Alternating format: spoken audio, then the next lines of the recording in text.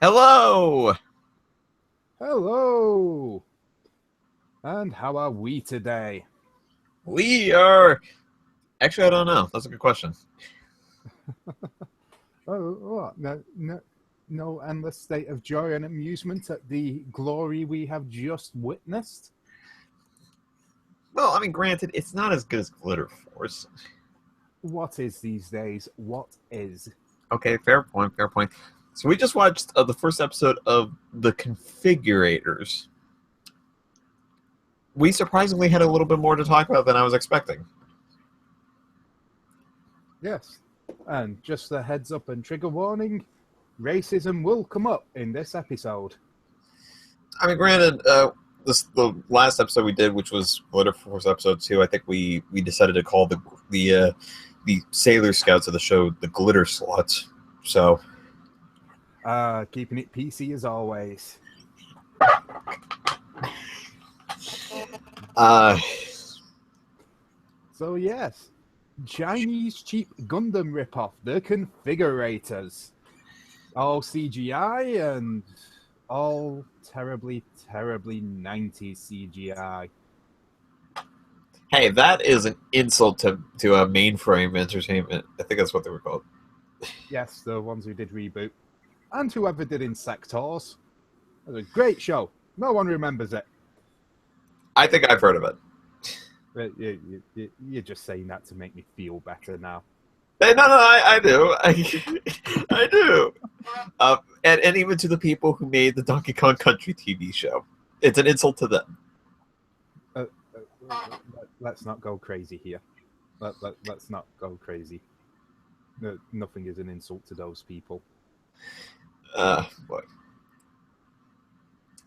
So yes, tell us a bit about this show and how you discovered it and why you thought it would be appropriate to subject me to. Okay, so the basic story is about a week or two back. Actually, maybe not even a week, maybe a couple days. I for some reason got Amazon Prime, and the reason why I got Amazon Prime was I was in the need of some things. I just kind of needed a few extra things. So I figured I might as well get them on Amazon. Then all of a sudden, this big ad came up saying, "Hey, you're a college student." I guess they figured that out. Um, why not get Prime Student? Which I don't know. Like, apparently, it's like a subscription thing where like I get a few months free. Oh, Um, So, and I couldn't find where to click out of it, so I went, well, you know what, fuck it, I'll click it. Then, as soon as I clicked it, I very quickly just noticed, and I had to click out of it, but the deal was up.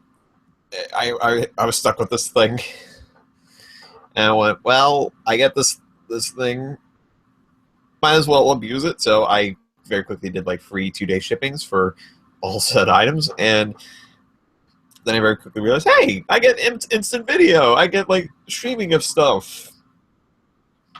oh, and don't forget your free Twitch subscription.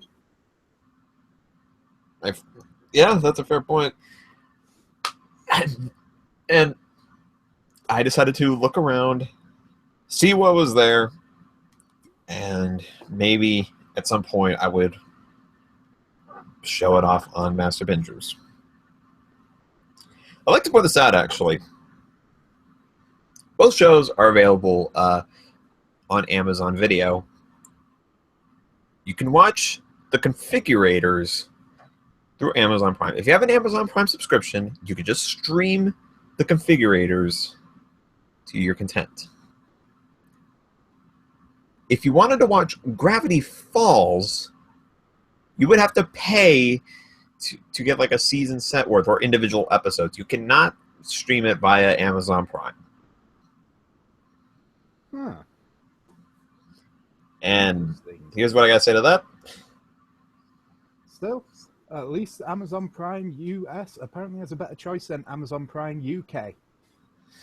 Oh yeah, what do you get there? Certainly not the Configurators. Although we Oh, do get, although we do get Nico and the Sword of Light. but it's not the Configurators, man. So it's not the same. Yes. And by the way, just for humor's sake, when looking for the configurators and information on them, Don't do what I accidentally did and put in modifiers and then wonder why a ton of porn came up.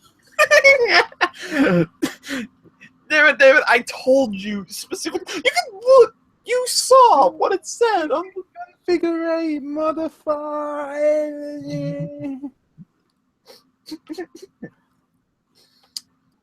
We're talking about Chinese CGI television, so it's not a failed Nickelodeon pilot that has a ton of porn. Yeah, but it was a failed Nickelodeon pilot, likely animated in China, so there's a link. I grant you that. So, I'm just browsing around one day saying, hey, I wonder what I could find on Amazon Prime. Evidently, I could find Mr. Rogers' Neighborhood, so I may be doing some sleeping tonight. And I decided, well, let's try exciting. Let's see what kind of action shows are available. For the record, you can watch the entirety of Avatar: The Last Airbender and The Legend of Korra all on Amazon on Prime. It'd probably be a better usage of your time. I don't know. I think there's some redeeming qualities to this show. Yeah, maybe. Then all of a sudden I was scrolling down and I saw what looked like a Gundam robot, and it said the Configurators. I was like, what the hell is this? And I looked on the link, just to make sure, and I was reading the description and the episode titles, and I just went, what the hell is this? And so I knew that we had to do an episode on masturbant injuries, and we were probably going to do it today. Unfortunately, George, my usual co-host, is unavailable. He ran scared like a coward when he heard I was going to be on the show. He couldn't stand sharing his spotlight with someone as charming and sexy as me. Let's call it what it was. I'm calling you out, bomb with a barf. Be real, George. He's got you there. So I was scrambling for something at the last moment, and I went, the Configurators, fuck it, why not? I was gonna do either Kong, King of the Apes, or Robotech. Effectively, I decided to choose both in the form of Amazon Prime's random choice for a CGI mecha show. Why would you think Robotech for this show's format? Robots. That's literally it. Robots. Robotech's actually quite despite its lurid history, is quite a well-respected and beloved show, right? Yeah. Fair enough. Just make sure you understand the kind of can of worms you'd be opening up doing that one on this show. I know. I the reason why was just I figured I might as I figured why not let George see it. Oh, by the way, I should probably add this now. We are not sponsored by Amazon Prime. However, if Amazon Prime would like to sponsor us, I wouldn't say no to a paycheck. You know what? On one hand, I definitely would not say no to a paycheck. On the other hand, it's kind of like a big hodgepodge of different streaming services. So if we get sponsored by Amazon Prime, it kind of limit things a bit. Oh no, we just get $1,000 each time we do a Amazon Prime show. All right, well, what? If all the streaming services, Netflix, Hulu, Crunchyroll, Amazon Prime, what's another one? I think Drama Fever's one. If they all would like to sponsor us, we'd be totally down with that. Just shoot us emails, let us know. We can work something out. We would totally be down for that. Yay, capitalism! And speaking of capitalism, this is a show from a country that doesn't have it. Depending on who you ask, anyway. Yes. So The Configurators is a Chinese CGI cartoon, just when you thought the quality could not get any higher. From the minds who brought you such shows as... I'll get back to you. Star. What? The Adventures of Lucky Star, was it? That also a Chinese knockoff show? I'll get back to you on that. Actually, that's a good. Miracle Star. You mean that Miracle Star. There we go. I don't know if I would go that far. From what I understand, that was done by a bunch of like independent animators who just wanted to do like a big tribute to Adventure Time, whilst also kind of honing their skills. I do not think that's the same case here. I think this is just. What was the Gumball one? That was Miracle Star. No. That's what I was just thinking. Hang on, let me check.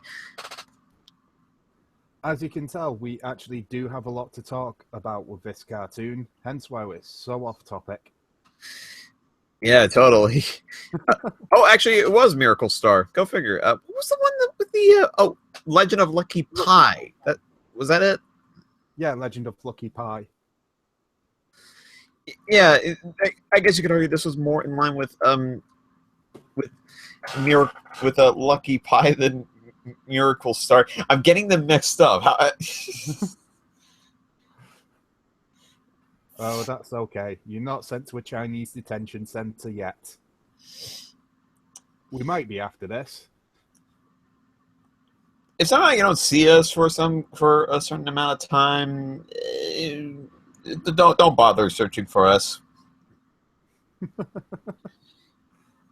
That's fine. I'm pretty sure my country doesn't have an extradition treaty with China.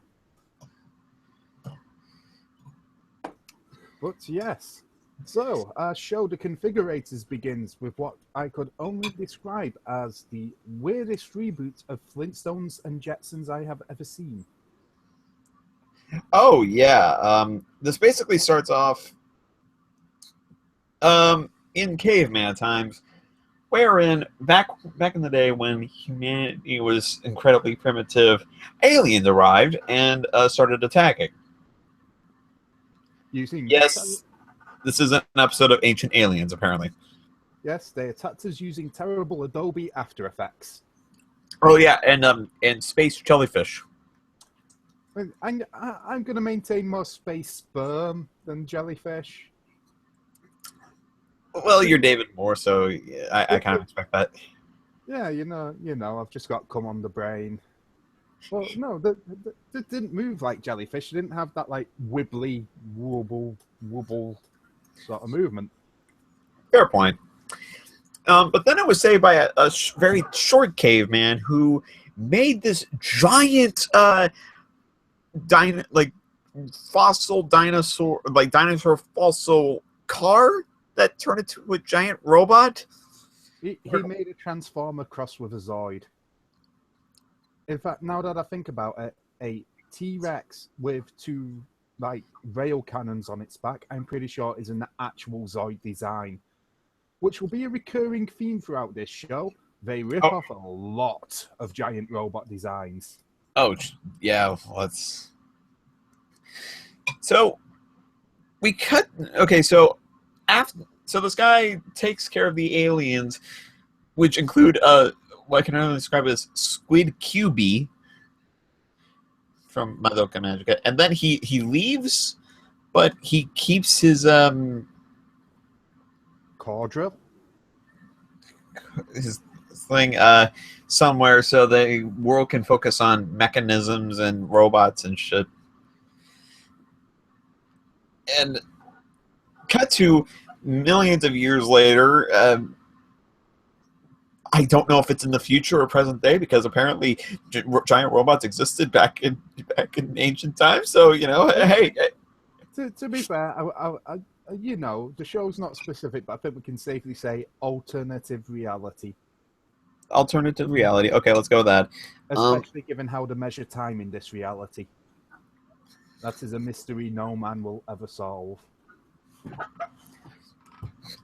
We see a school with a teacher talking about some stuff. I don't know. Were you even paying attention during that? I think she was talking about the thing we just saw, like the history of how the mechanisms came to be. Okay, fair point. Which, really, how advanced is this civilization then, if that's actually down in proper recorded history and not just speculation? Like, did they suddenly, after this guy came along, just rapidly advance over the course of a few hundred years? Well, I mean, we went from like black and white tube TVs to flat screen high definition TVs in about 50 years. So, Granted, but still, giant robots set millions of years BC. Which again just means this is ripping off yet another show in Transformers Beast Wars. yeah, that's great. Sure. But yes, we get to the school where we get a panning back shot of a guy who is masturbating. You thought he was masturbating. I thought he was like smoking a pipe. Complete with, like, shoulder jerky movements and going, sounds. Because apparently that was half the main character's dialogue in this show. Just him going, Okay, you said he was masturbating. I thought he was like smoking a pipe or something because I was hearing like.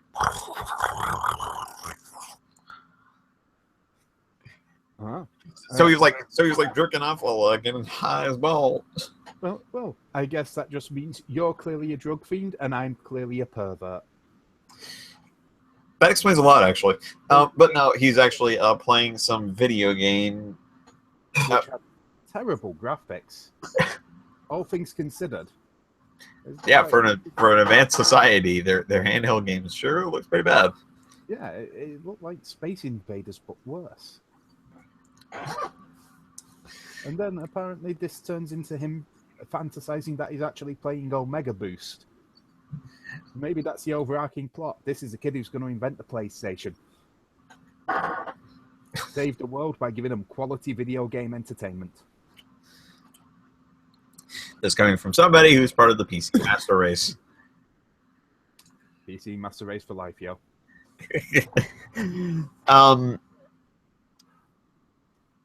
But he gets caught. Masturbating By the teacher. Game while smoking a pipe. Caught masturbating. Caught smoking a pipe, fighting giant alien monsters whilst masturbating.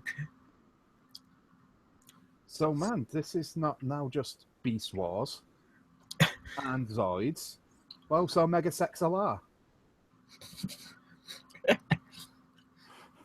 Because let's be honest, if they made that show for Adult Swim, they would be smoking pipes. Definitely. He gets caught by the teacher, who demands he gives the game console to her, and you and I both noticed this. Up on the wall, there's like a clock. But it's not a clock. It has no hands or numbers. Alternatively, it does. We just couldn't see him. It looked so weird. Like, what is that? It's just this part of exposed ticking clockwork. You could kind of tell what it was meant to be, but there was no obvious thing suggesting any kind of normal measure of time. You take the time to design something like that, and yet you don't take the time to properly make it like a clock. I think that shows, because there's a couple of moments where you kind of notice this, where there's to take the time to add these small, weird little intricate things that don't really add much to a scene in the long term. But it seems to be a recurring theme throughout the show, because he actually animated the gears moving, but no hands, numbers, digits. At one point, at that point, it just sort of dawned on me. I'm just now realizing, was it meant to be just sort of like a nod to the whole mechanism shtick that they're going along with?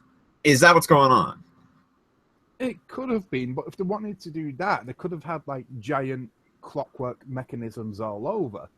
This was a round object ticking at a consistent space above a blackboard in a schoolroom. It's clearly all cultural indications would suggest this is meant to be some kind of chronometer of some kind. And I love that we're talking so much about a clock. We're going to have more of that later on, let me tell you. So the kid is now down in the dumps because he was kind of being a bit of a little rascal playing his video games. Sure, buddy, let's just go with that. Yeah, video games. Well, he was handy with his joystick. Damn it. But then his best friend, Toothy, shows up. Toothy, which, by the way, I think is the only character name we actually remember from the show. I don't think we actually state the main character's name. I seem to recall, like, the description on Amazon Prime said his name was Andy. But Andy? I think that's what it said, but don't quote us on that. Yeah.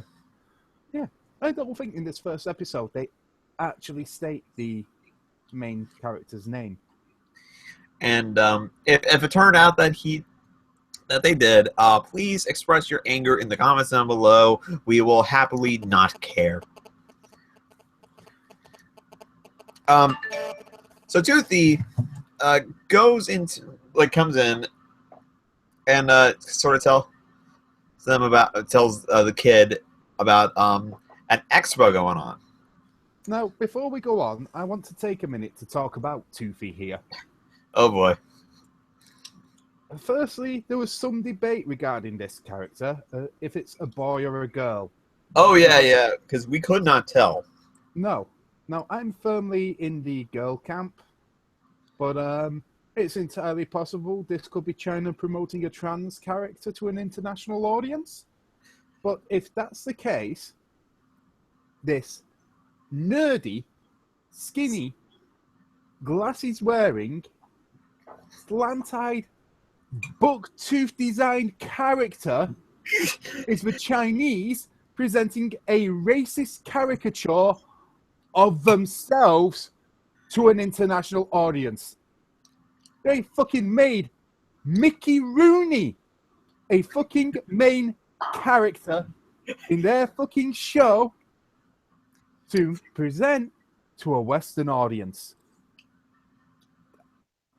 The mind it boggles.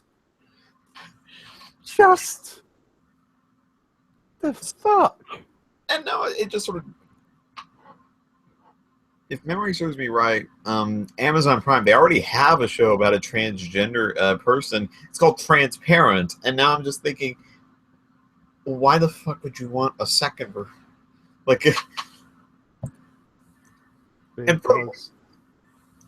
this is a show that proves trans people can, like everybody else in the world, and we all know it, pilot giant robots. Fair point. Although that does raise a question. If they were wanting to show, a transgender individual, and to a general audience, why the fuck would you pick a Gundam knockoff? Well, to be fair, if you wanted to show a transgender character to a general audience, why the fuck would you pick Gen Z? Well, granted, yeah, I guess that makes sense. Oh god, let's not get into that. Yeah, all I'm going to say is if you're going to normalize that, just stick it just straight into standard shows in standard formats. Don't make a big hoopla about it. Show that it's normal and people will treat it normally.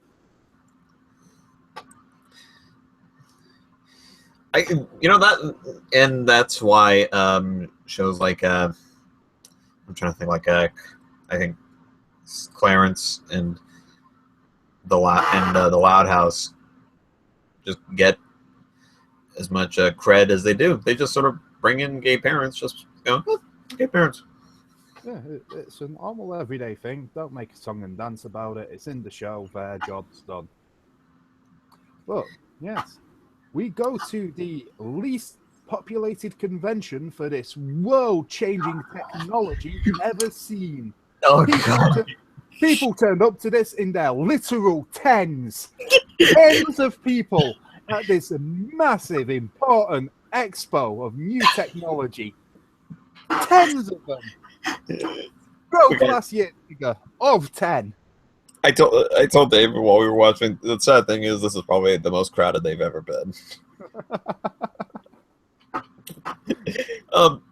So they go in and to this incredibly empty room, and start looking around through robots and stuff. And then some guy in a suit, who I swear to God, he looked like sort of like a Ryan, like almost kind of a Ryan Seacrest type of character, like sort of a tall, sort of maybe guy in his mid-30s, you know. So, yeah. But his voice was way deeper than that. It was something along the lines of this kind of. Yeah, it was very like sports announcery. Like we were just looking at it, go, what? And then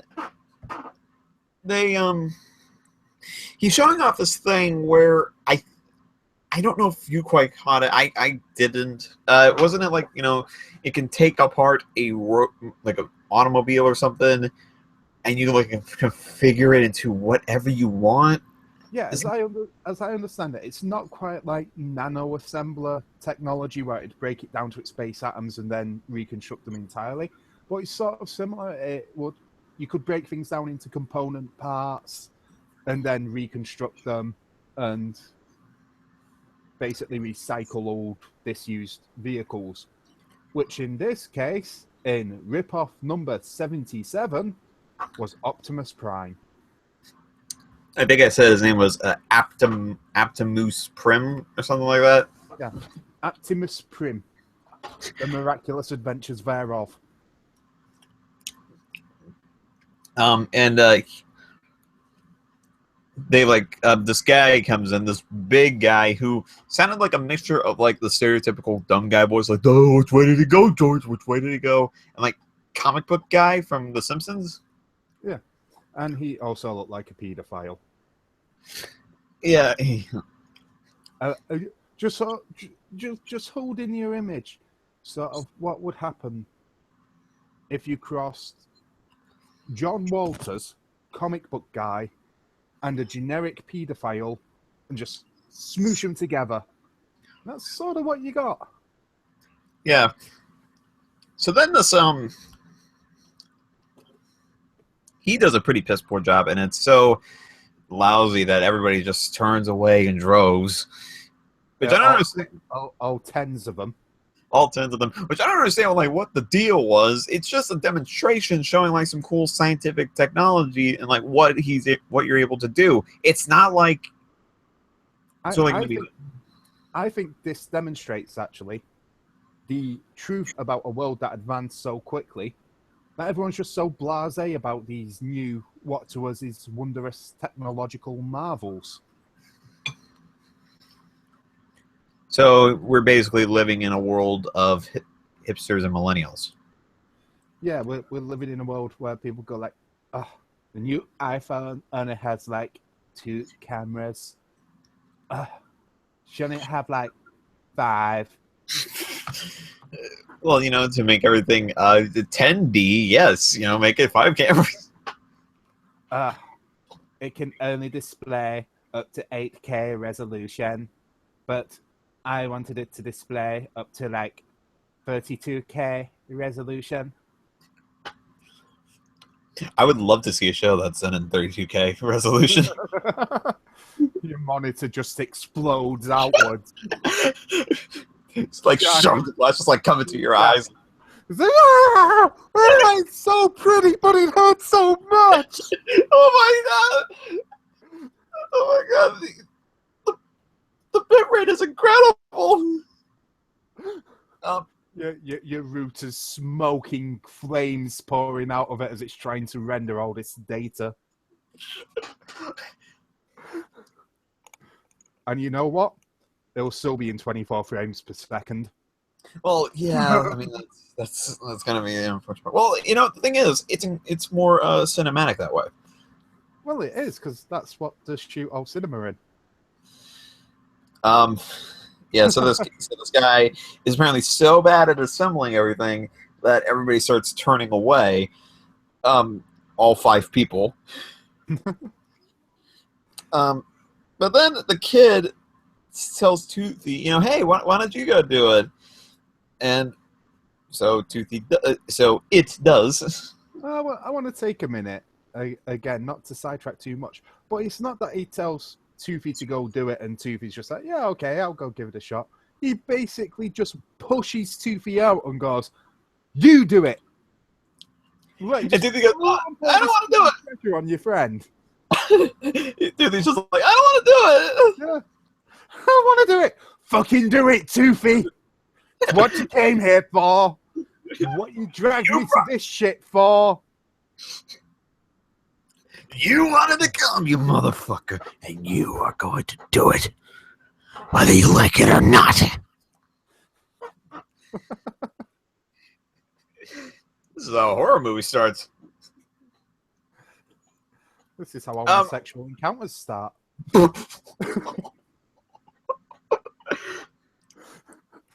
So,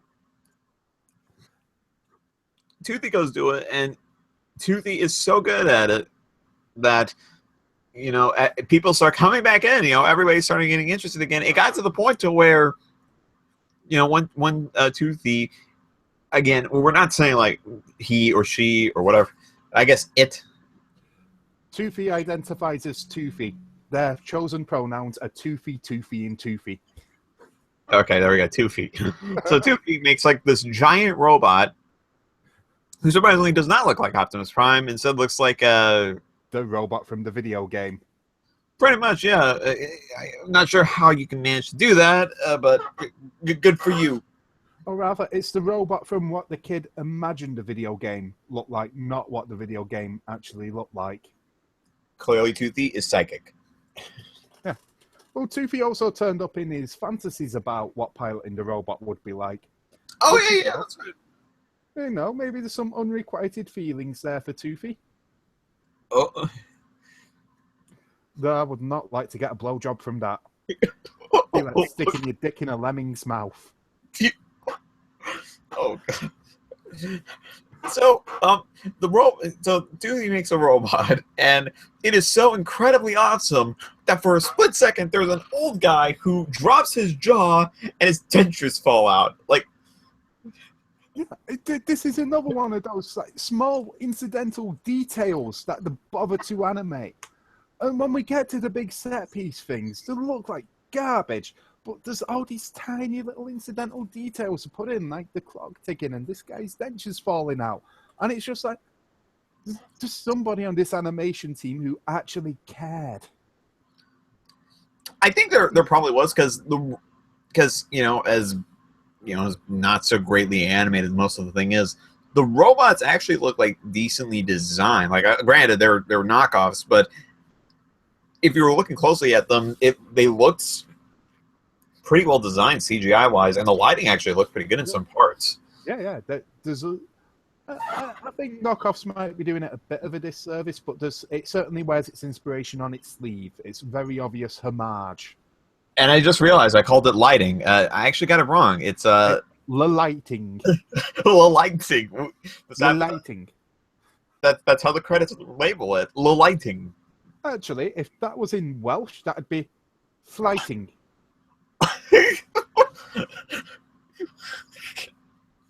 Sorry, Welsh people.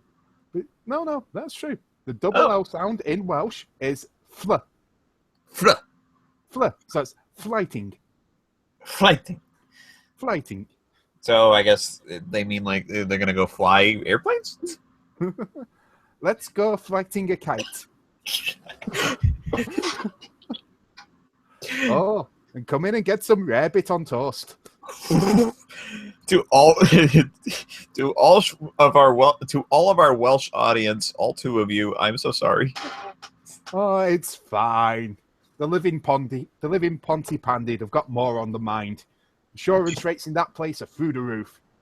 So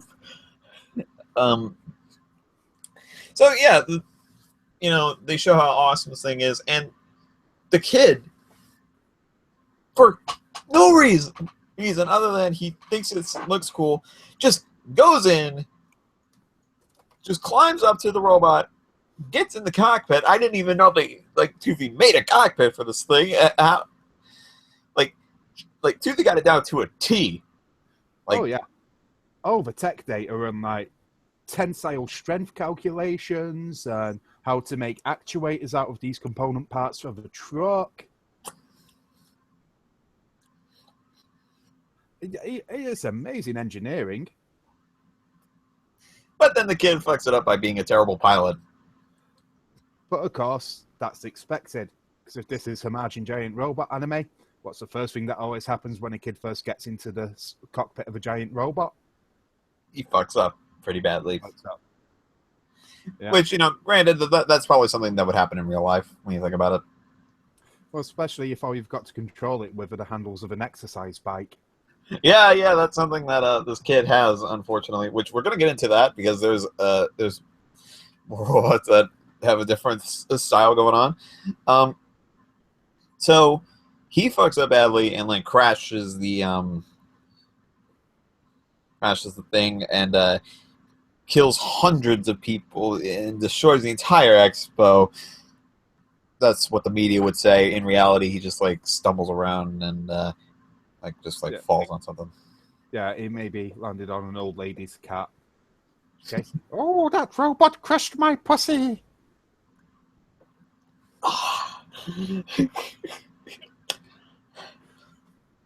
Top quality humor here at Master Bingers, let me tell you. I like to keep it classy. You know that when you bring a British person on a show, you expect the tone to be elevated, and I like to think that's what I do. Yeah, highbrow comedy, right? Highbrow, yes. It'll be fine. I'll make a Shakespeare reference in a minute, and you'll forget I said dumb shit. All right, that sounds fair. So I forget what happened. Did the two just like escape? Like, yeah, they just sort of left they escaped out of the cockpit and then sort of, they're trying to escape security that was trying to capture them for fucking up the expo. All right, that sounds fair. And they end up hiding in the dinosaur robot from earlier. Yes, the Chinese Zoid, or droid, as we like to call it. No, it wasn't droid. It was doid. Oh, doid. There we go. Doid. Which, for the record, I'm surprised they actually managed to find that thing, and it was in surprisingly good shape. Well, this is why I'm convinced that when this is set, it's only been at most like a couple hundred years since caveman times. Fair point. And so they hide in there, and like it gets shown it gets shown off at yeah, it gets like shown at the expo. Yeah, it gets shown off as like it's the big draw of the expo. Like, this is the thing tens of you came to see.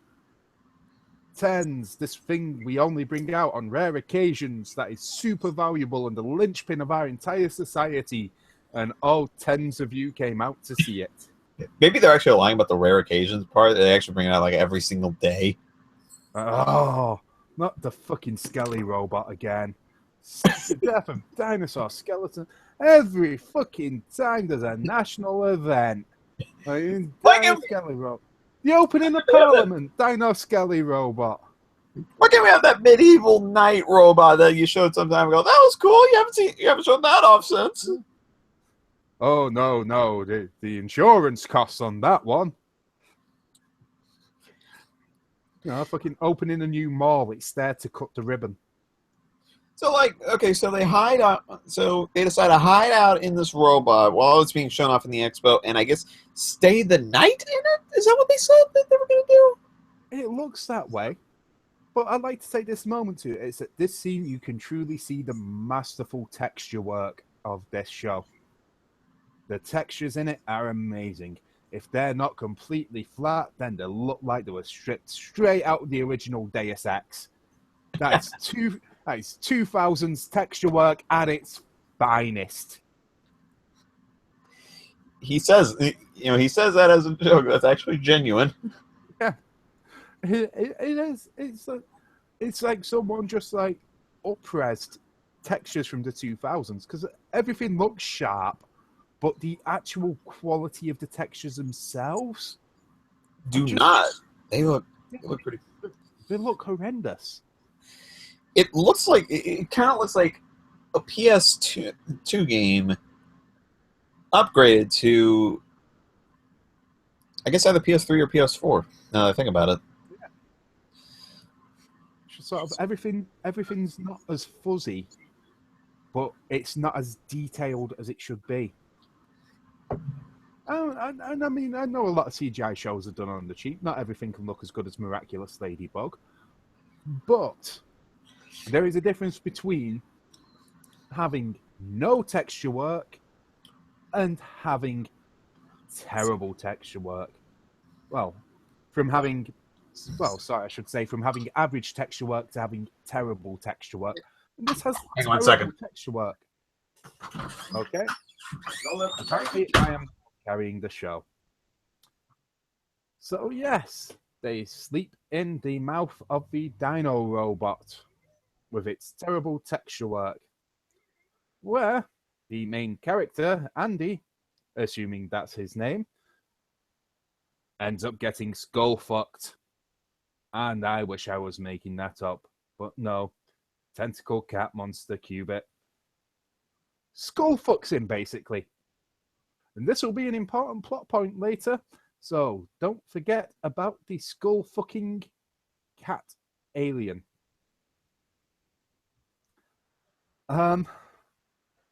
So, yeah, I don't want to get too far ahead without Jacob, but how are you guys?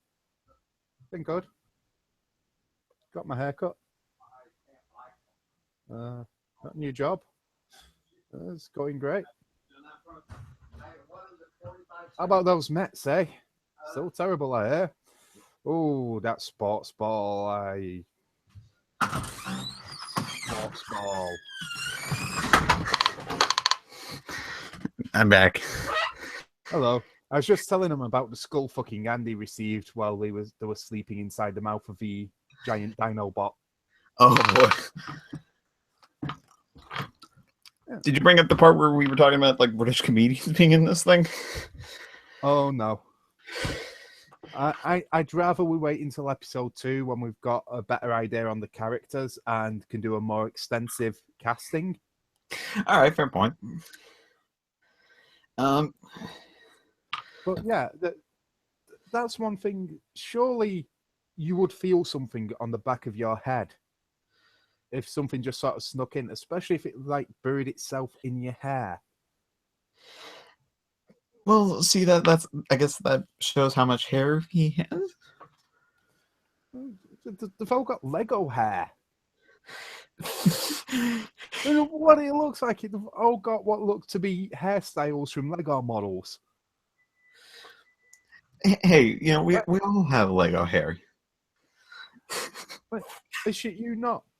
Toothy's hair is a cross between like a mop top and Lord Business. It does. It really does. And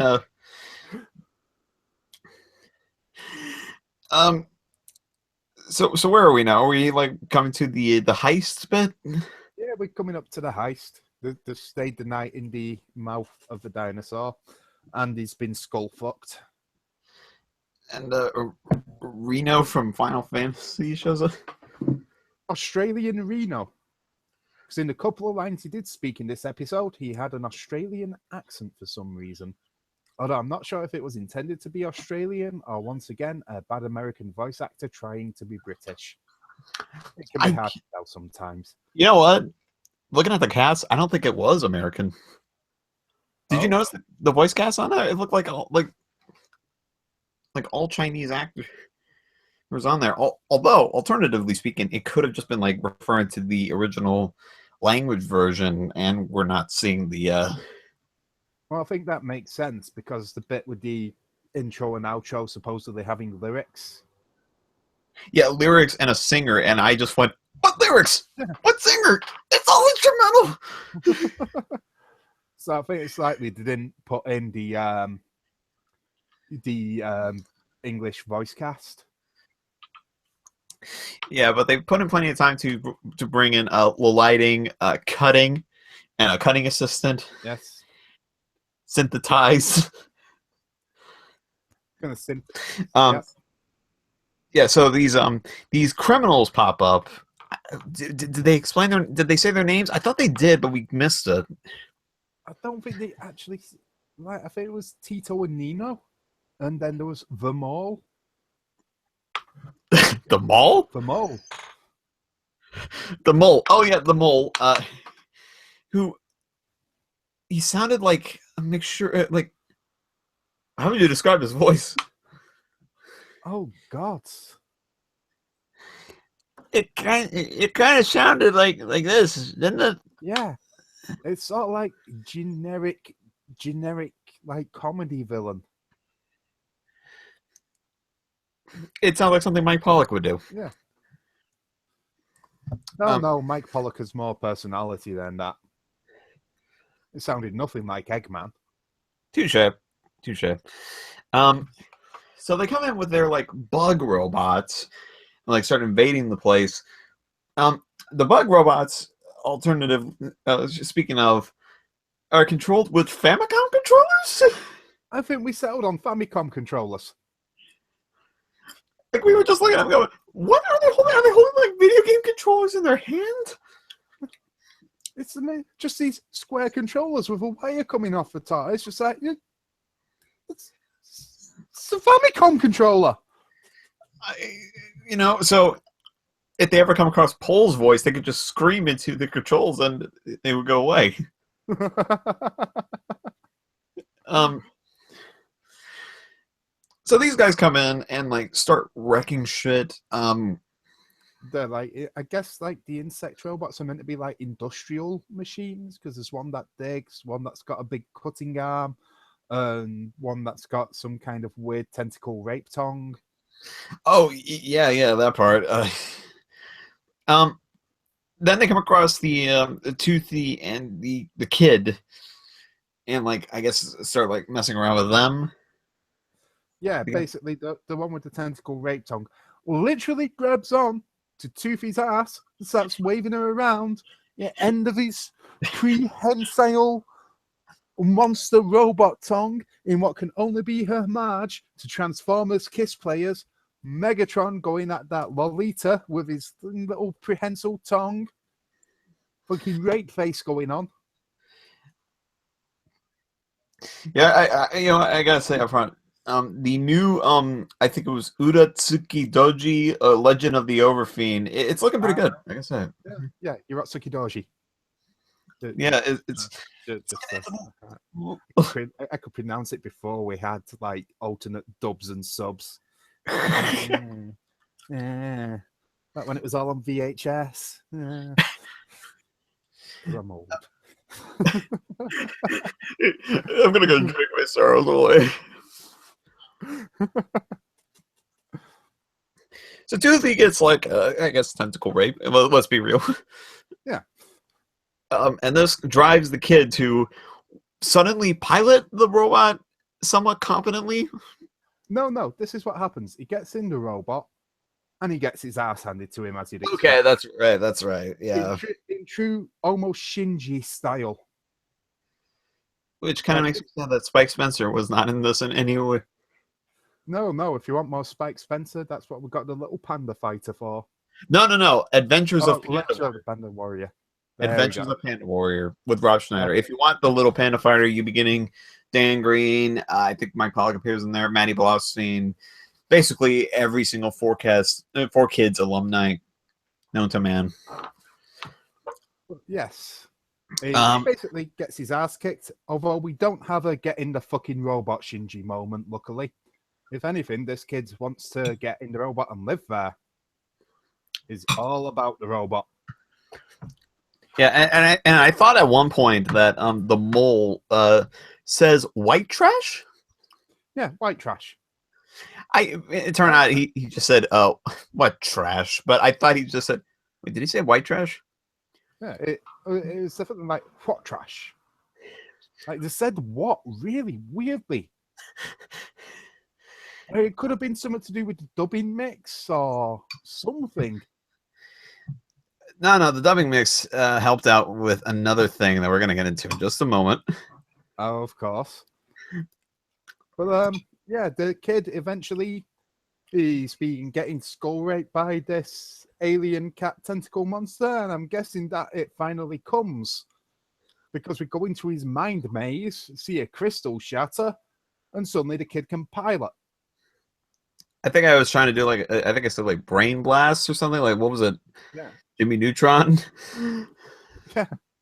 It was just like through these like purple brainy textured corridors. And then there's like a crystal in his brain? Yeah, just like shattered. And then all of a sudden he's like, I can pilot. I can run a gyro, my mommy. Oh, this because a fucking alien came into his like brain stem. Like came, like as in like arriving into his brainstem, or came as in Well, he's getting skull fucks all throughout this. Oh dear. And so this kid gets skull raped, and this means he's able to pilot a giant robot. Somehow this sounds more like Evangelion than I would expect. Oh, there we go. Another thing it's ripping off. Yeah, exactly. So he suddenly gets good and like beats the shit out of these guys, and they escape. Although it didn't look like they actually were like crashing through the floor, like they made a hole in the floor. It didn't look like that at all. Like it just kind of looked like they. It looked like an oil slick or something. It was just this like black void. Well, like the moment he got, like one of them got in, it like made a blue. It looked blue. Yeah.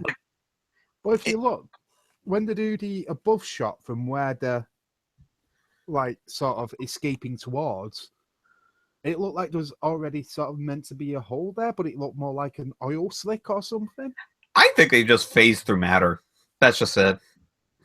They've done the old flash trick and just vibrated through solid. Yeah, so they escape, but unfortunately, the security team finds out a little too late that there was somebody in the building, and they think it's Toothy and the other kid. And I just want to talk about this chief of security because I believe we settled on if we were to describe him as the bastard love child of Danny DeVito and Jay Leno.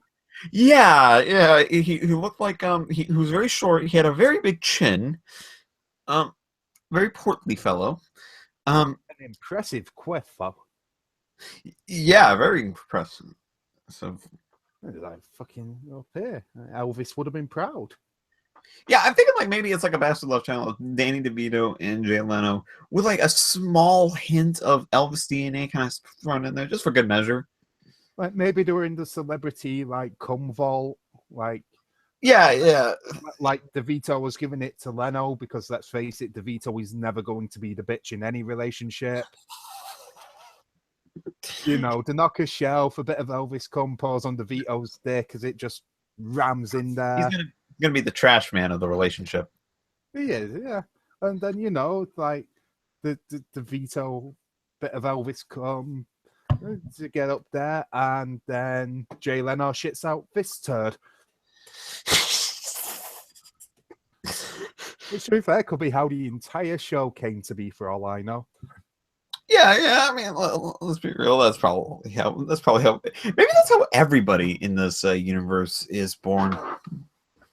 Just a combination of two people fucking and a bit of celebrity juice. Just yeah, you know.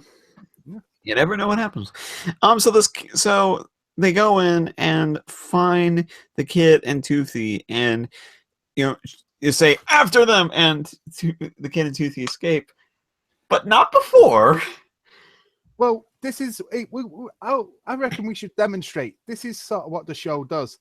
After them.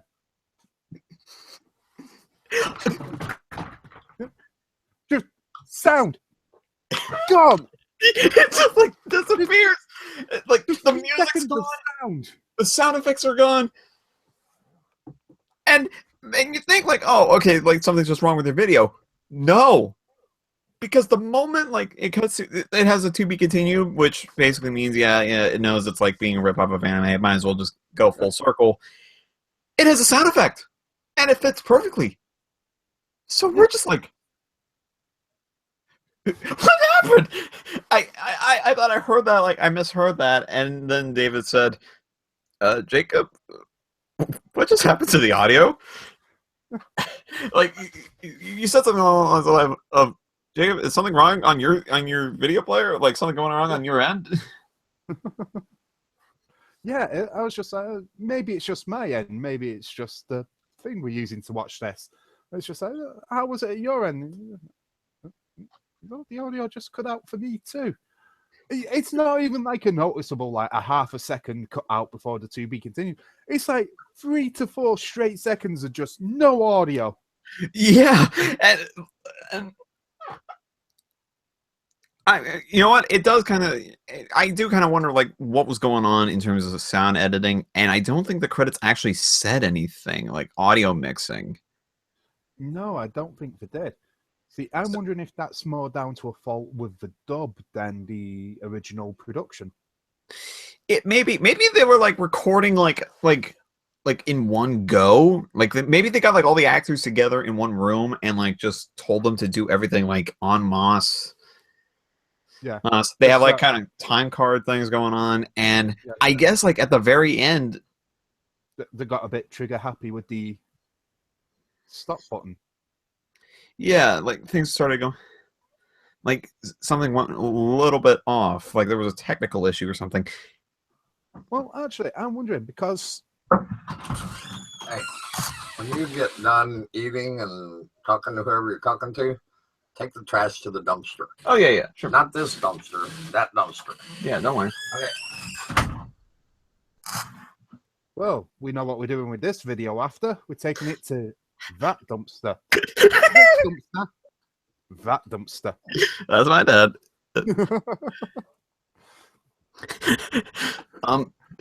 Yeah, I was taking something to that dumpster over there, and I got to take it over to that dumpster. Either way, it's going to be a real dumpster fire. God damn it. But yeah, I'm wondering if it's something in the audio mixing because you see Jay DeVito sort of say something, but he doesn't have lip flaps as he says it. And then he says nothing, but there's lip flaps. Lip flaps. So I'm wondering if that's a fault in the mixing. And then there was no music. Well, that's the thing. Is it the fault of the dub? Because there was no music or sound effects either for this very last part until it got to the to be continued part. Well, that's why I think it might be the fault of the English dub, because that means that they might have just sped up some audio or at the end to try and make it sound more exciting. And what's happened is when they've been doing the final mix, they've sort of ended up having to shorten that slightly and not realized when it's gone into the actual video. So someone at quality control should have caught that. Yeah, probably. But I have to imagine they were like rushing this out into like to release to be meet a certain deadline or something. Like maybe this production company. Well, it is China. Get it out on time, or your entire family gets put to death. Yeah. I mean, sometimes you can't. I mean, you can't rush art, but sometimes you just gotta do what you gotta do. And yeah, then we get the end credits. By the way, I just want to mention about the credits. The way they are presented and with the fonts is clearly Windows Movie Maker. Yeah, it looked like somebody maybe using Windows Movie Maker for the first time or something. Like there was some video editing software. It looked like something I would see out of like maybe early 2010s Channel Awesome video. Yeah, some kind of somebody just starting up YouTube or something like that. But the credits gives us a chance to talk about one thing I noticed. One very particular homage. Oh. Right. Well, you actually see this even works to go with my theory even more. Because what you see about halfway through the credits is a school bus being lifted up by a robot that's basically a torso face with arms and legs, and it's all grey. And then later on in the credits, you see a red and gold robot with a head and the same chest face, suggesting some kind of combination took place that transformed them into, I don't know. Clearly, it's obvious that this thing is completely homaging IGPX. That is exactly what it is. Not that dumpster. That dumpster. God damn. But yeah, it's basically Gurren Lagann turns up. It's just like, who the hell do they think they are? Stole my joke. How dare you? Yeah, what are you gonna do? You come beat me up? You know what, David? You know what you need to do? You need to go to the dumpster. Not that dumpster. That dumpster. I have two dumpsters. Don't judge. So it's like one for one different sort of trash and one for another sort.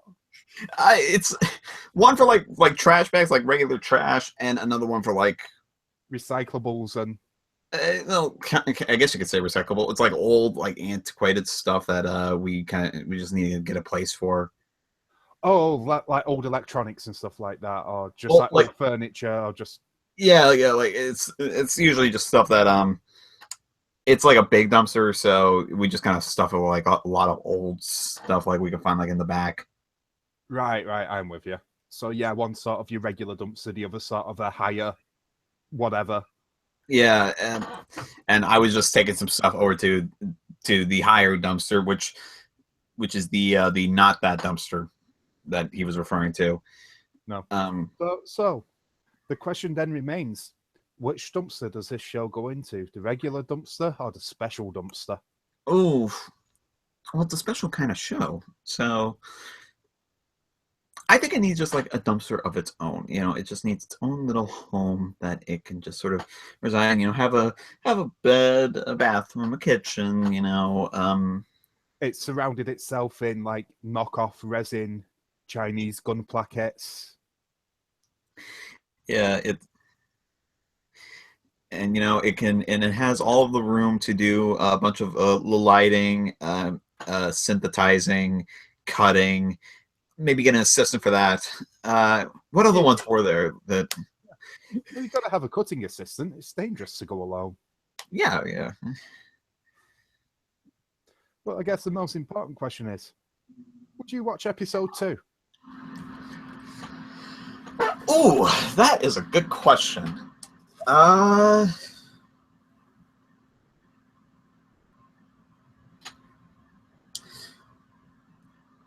mean, it doesn't look like this show is particularly that long. Like, I think I just checked, like, this season in particular was like 13 episodes, just like a regular season amount.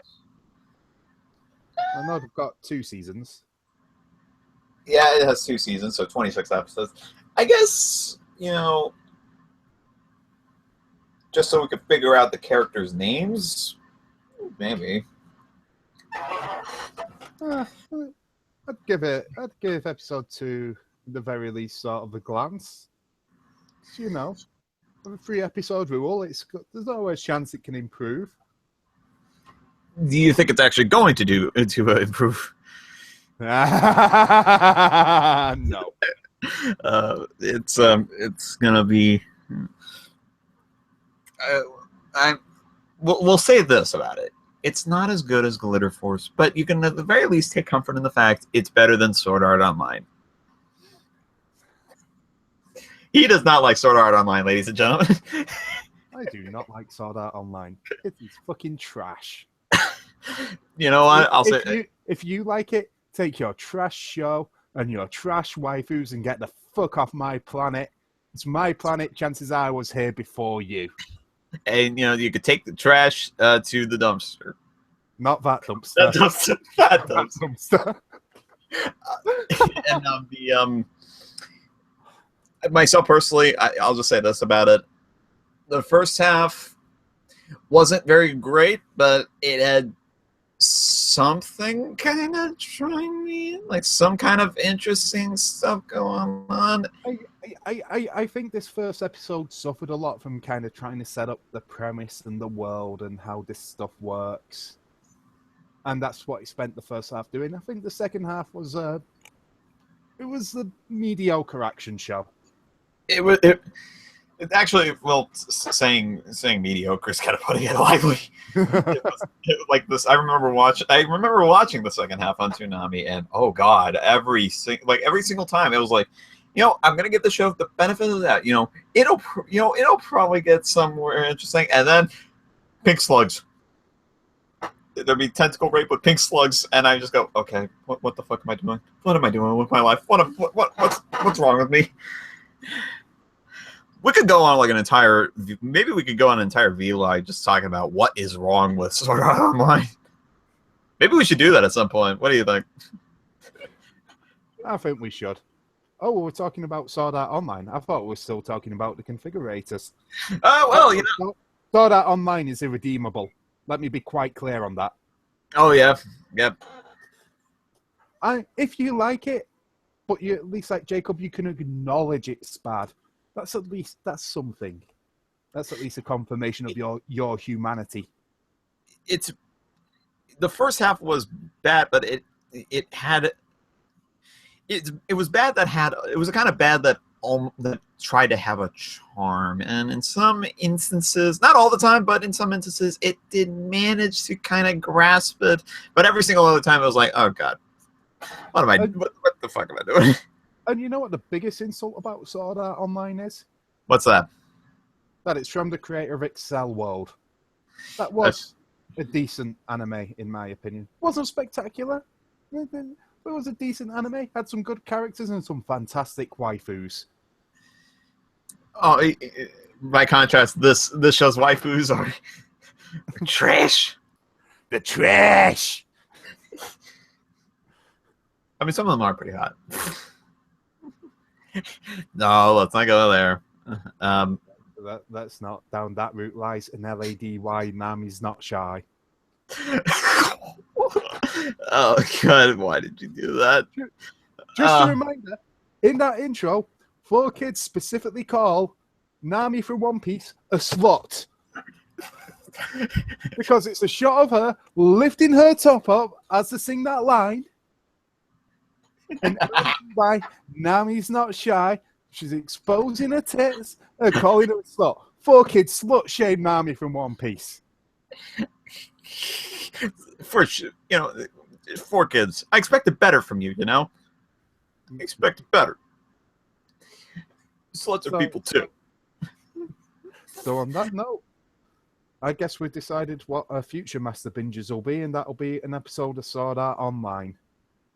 Yeah, an episode devoted, maybe not like doing a binge watching thing like about Sword Art Online, but basically just talking about what the fuck happened with Sword Art Online, and if it was even going anywhere at all. The answer is no, it wasn't. I mean, it had Eren Yeager that one time. Well, actually, no. Well, not that one time. The entire show, kind of.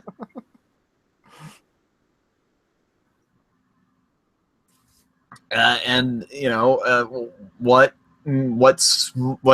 very faint promises were in the first half that were how they were completely annihilated by the second half. And let's not even talk about Sword Art Online 2, because frankly, who gives a shit? No one gives a shit about Sword Art Online 2. I kind of forgot there was a Sword Art Online 2. For me, tying it back to the show we just watched, for me, Code Geass is the Sword Art Online of mecha anime. Oh. What? What are you anime nerds gonna do? Fucking come at me. Fucking Lelosha Rebellion fucking horse shit. Okay, we are going to end this episode right now. Before I get lynched. Oh, what's that up in the window? Oh shit! There's an angry mob outside. Well, I'm glad they're outside your window, not mine. Actually, I don't even have a window. Your window behind you? Actually, wait. I do have a window, but that leads to like a big storage Wall? room. Ah. There's like an angry mob in the storage room. I won't be surprised. I'd be angry too if you trapped me in your storage room. Like now I'm looking at the torches. I think I just set like some clothes on fire. Like that's something. Have to set a dumpster on fire yet? Not that dumpster. Oh yeah, yeah. Dumpster. That dumpster over there. Oh god. The Sword Art Online need its own dumpster. Sword Art Online is the dumpster. And alongside And it's a dumpster full of waifus and Kirito. and overpriced DVDs and Blu-rays. Stupidly so. Anyway. I showed him that and he just went, fucking Christ. Like $50 for an episode, like a DVD with like 7 episodes. Let's stop now before we go on. Let's stop. This is another rant for another time. The Configurators, check it out at your peril. Have fun with that. Bye-bye. Bye-bye. Oh, and see you next time, and hopefully Bomber the Both will be here, and we can have a reckoning. And we can have a glittering. Is that the promise for next time? Glitter Force Episode 3? Would you like to join in for episode 3? If I have the time.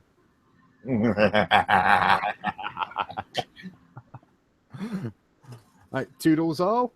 And don't forget to check us out on Facebook at facebook.com/Mastertunes. And of course, follow us on our appropriate social medias. He's got a Twitter. I've got a Twitter. You don't really use the Twitter that much, though, do you? I don't Twitter that much. If I Twitter, I mainly use it for following people. I have a leader boast. A leader bookst? Is that a book's a leader hosen? A book's a leader hosen. It's in the storage room. Probably on fire.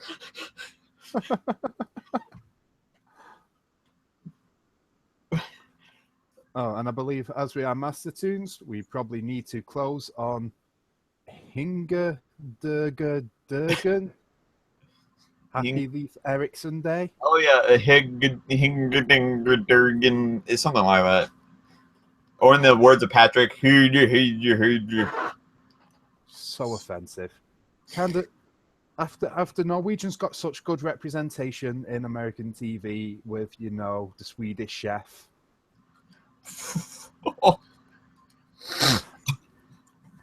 That guy, let me tell you, he's you know, isn't he like a national hero in Sweden?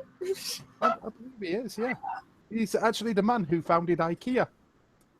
Wow, you know, little known fact there. Yeah. Very good with his hands. In how many ways? Oh, you know how many. Oh boy.